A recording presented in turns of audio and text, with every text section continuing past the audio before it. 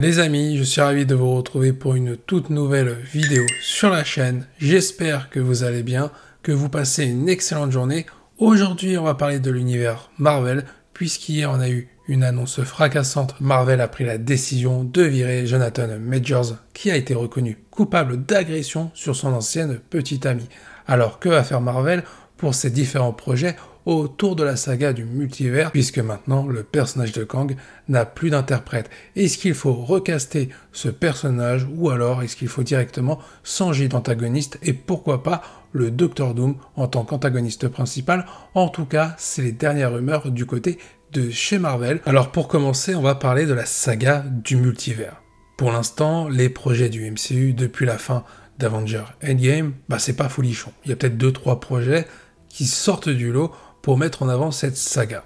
Le truc, c'est que le dernier projet où on a vraiment été en train de kiffer, c'était la série Loki. Donc en soi, c'est plutôt récent. Mais avant, on a du mal à trouver quelque chose qui nous a satisfait en termes de film ou en termes de série. Même s'il y a eu des choses plutôt sympathiques par moments, des choses qui nous ont surpris. Mais il y a beaucoup plus de négatifs que de positifs.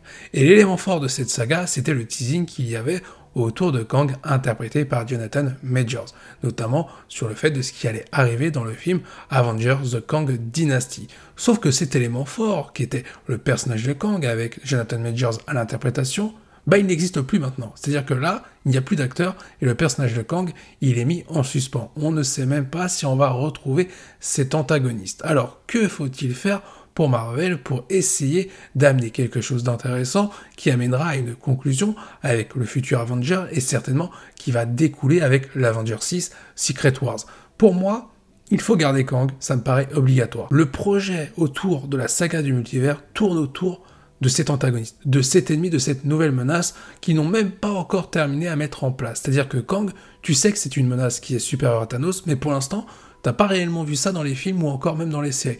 Même si dans la série Loki, tu vois que Kang, quand même, il maîtrise beaucoup de choses. Donc déjà, tu mettais en place quelques bases. Mais malgré tout, ça a pris du temps. Ils ont eu beaucoup de difficultés pour garder l'intérêt des spectateurs. Parce que l'intérêt principal, c'était justement de découvrir ce qui allait se passer avec Kang et le conseil des Kang qu'on avait découvert dans Ant-Man Quantumania. Sauf que ça, d'un coup, ils veulent le balayer pour faire introduire Docteur Doom beaucoup plus tôt que prévu, parce que le Docteur Doom était clairement prévu pour Secret Wars. Donc en gros, Docteur Doom prendrait le rôle de Kang en termes de menace pour les Avengers.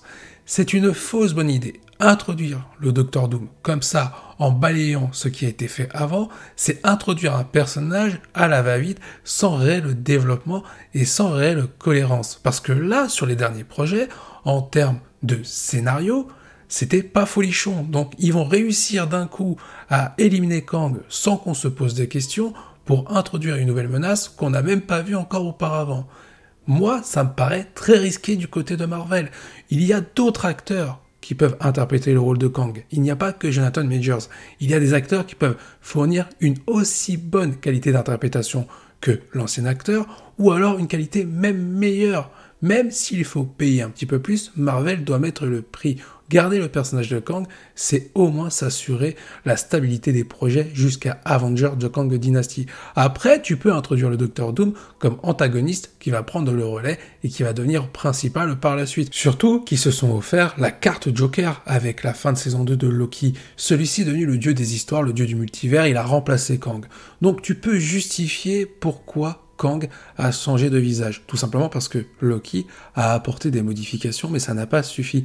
La menace va quand même se réaliser. Et je te donne un scénario. Imaginons, on apprend que Loki est en train de tout faire de son côté pour empêcher les Kang en train de foutre la zizanie dans le multivers, sauf qu'à un moment donné, un des Kang parvient à mettre la main sur Loki, et Loki est contraint de s'enfuir. Son objectif est de retrouver Thor et les Avengers pour pouvoir affronter les différents Kang qui sont en train de réaliser la menace qui nous avait été tant prédit. Tu peux mettre en avant Loki, qui est devenu un personnage adoré par tout le monde, certainement au-dessus d'Iron Man, donc autant en profiter, autant se servir de ce qui a été fait avec la série Loki, avec le personnage principal et son acteur qui l'interprète avec brio, autant se servir de ça. Tu peux vraiment compenser ce qui est arrivé avec Jonathan Majors par rapport au rôle de Kang. Il y a moyen de faire quelque chose de bien avec le prochain Avengers The Kang Dynasty, si ce titre-là était amené à revenir. Parce que comme je l'ai dit tout à l'heure, pour l'instant, il est répertorié comme Avengers 5 désormais. Et honnêtement, quand on regarde les projets qui sont prévus de la part de Marvel pour les futurs films, notamment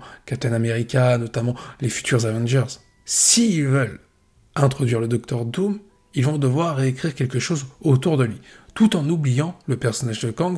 Bien sûr, ils ne vont pas l'oublier comme ça, il faudra justifier pourquoi on ne voit plus Kang. Mais le temps de mettre tout ça en place, ce n'est pas possible qu'ils puissent tenir les dates des films. Il y a déjà eu des reports par rapport à la grève des scénaristes, tout ça, mais là, ils vont reporter au moins sur 3-4 ans. Ce n'est pas possible. Tu as basé un projet sur le personnage de Kang et tu veux tout enlever pour refaire quelque chose de nouveau. Mais le temps de faire ça, ça va prendre un temps considérable.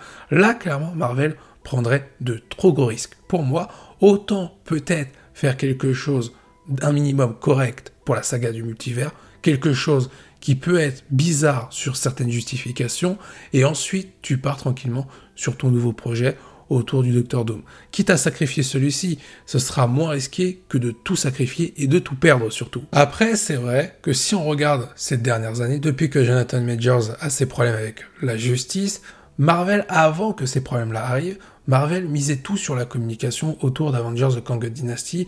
Il y avait des rumeurs sur le projet, sur qui pourrait être présent, et on avait quelques petites rumeurs au niveau du scénario, et même on voyait que les films étaient axés beaucoup plus sur Avengers The Kang Dynasty.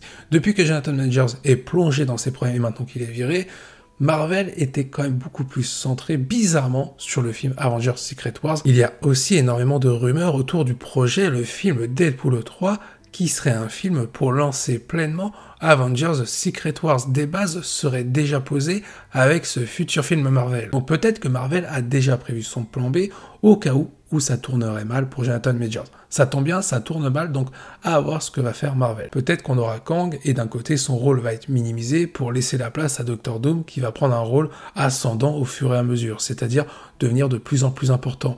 Pourquoi pas, les deux peuvent faire un bon duo, et ça peut permettre de mettre en avant le Doctor Doom. Mais, encore une fois, il va falloir bien le développer, bien l'introduire. Une autre solution qui pourrait être envisagée, et qui pourrait être intéressante, ce serait que Avengers 5 devienne Secret Wars partie 1, et Avengers 6 Secret Wars partie 2. On pourrait justifier le fait que le Docteur Doom devienne antagoniste par rapport aux actions de Loki.